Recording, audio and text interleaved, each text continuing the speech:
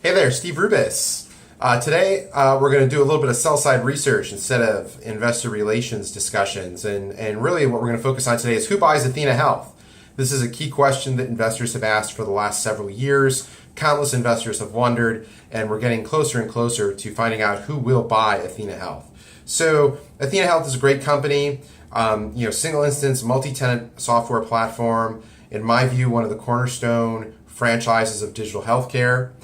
Can't say enough good things about the people that work there. I've loved all the people that I've worked with when I was a sell-side analyst. I thought it was a great company, thought it was great people who worked there.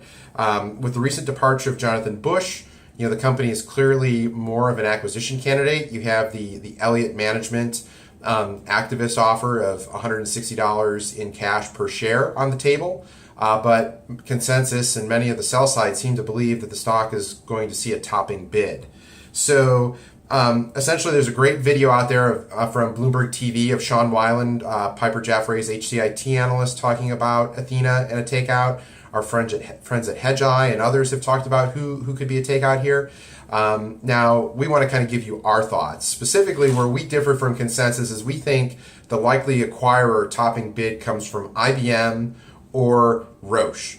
So currently consensus is focused on your traditional culprits, which I'll describe as your hyperscale players, meaning Amazon, Microsoft, Google, Apple, Salesforce.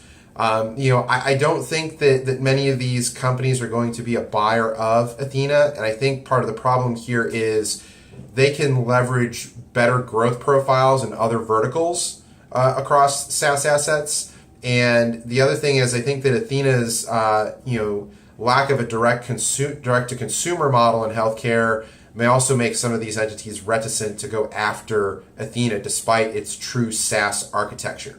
So with that, let's get to who we think will buy Athena. And the first one I want to throw out there is IBM. And if you think about IBM, recently they've talked about a lot of struggles with Watson Health. It's a conglomeration of a lot of digital healthcare acquisitions of various quality.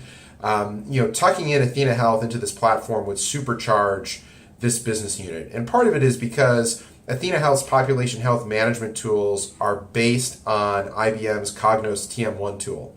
So, what better way to supercharge a company than throw in $1.3 billion in revenue and a software platform that's already built partially on your stack? I think that's a great synergy. Then secondly, and the one that I really think is really cutting edge and interesting, is Roche. I think Roche is really right now cutting edge in terms of consolidating the digital health industry. They bought Flatiron Health, the oncology EHR, a couple months ago. Now today they announced the full acquisition of Foundation Medicine.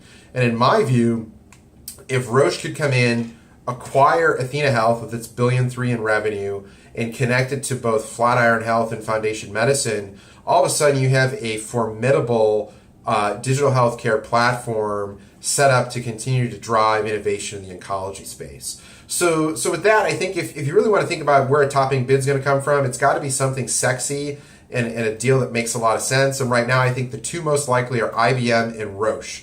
Beyond that, I'm not really banking on your hyperscales of Amazon or Microsoft or Google, and I don't think Cerner buys it because Cerner really likes internal stuff.